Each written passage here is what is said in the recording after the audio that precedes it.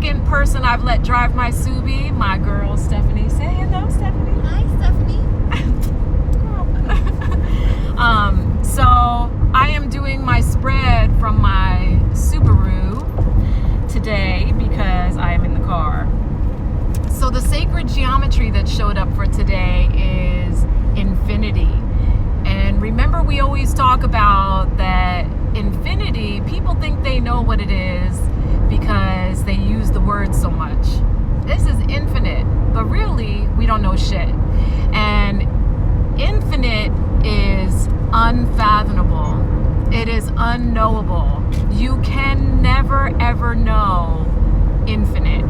And so today you are being challenged to really be aware of what you don't know, and also that there are infinite possibilities for everything that's happening. And so the unfathomable can happen. The unknowable can happen.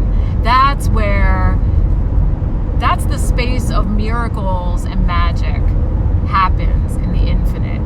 So you have to surrender to that. Remember, the unknown is your ally. The unknown teaches us to trust again. And so for infinity to be showing up today in today's spread, that's amazing. That's teaching us to trust again. And so the circle showed up today, but in the reverse. And so what this stands for is our connection to all that is. And so showing up in the reverse, it's really challenging you to let go of any old beliefs, to go into every situation new, right? So it's kind of repeating the message of infinity, of dropping what you think you know and really surrendering to the unknown. So learning how to love again and learning how to enter your heart space again and let your guard down, knowing that there's unfathomable possibilities in every single situation. Every new experience is unfathomable. So even if it feels familiar, it doesn't. It's not going to be familiar because it's new. Everything is new. You cannot know the unknown. You cannot know the infinite possibilities. So you have to drop that shit. And so those are very cohesive. And no stones came up today. It's water. And so water teaches us so much. I don't even know if you can see because I feel like the light is so bright. Like I feel like I look like a ghost right now. But so water can teach us so much. Water is the only element that can exist in every possible form. It is also the only element that holds every single sacred geometry. And so it is so versatile, right? It can be a solid, it can be a liquid, it can be a gas. And so when you think about what water teaches us, it's in constant flow. It's in a constant state of surrender. So I always like using the example of the water droplet coming out of the clouds, falling to the earth and freezing. It becomes the snowflake. And the snowflake still falls. It's still in flow, comes to the earth. And even in that stillness, it knows that at some point, it'll warm up to the point to melt and then eventually heat up to the point where it will evaporate. So the same water that you're swimming in the Pacific Ocean is the same water that's being drank in your kitchen, which is the same water you bathe in, which is the same water that is raining in the Saharas. It's the same water in the Grand River of the Amazon. It's all the same. And water has been scientifically proven to hold memory. And so that becomes so powerful. And I always challenge people when water comes up to go down the rabbit hole of Dr. Emoto, E-M-O-T-O. And he talks about how just infusing water with love changes the molecular structure of water. And so if you say into your glass of water, I love you, before you drink it, or or before the water hits you in your shower, it's actually coming into you and it becomes all purifying. Water is so powerful, but it's also the motion of our emotions. And so water is such an amazing element to work with. It's also the element of the sacral. And our sacral houses knowledge of true self. This is also our creative energy, our intimacy, our abundance.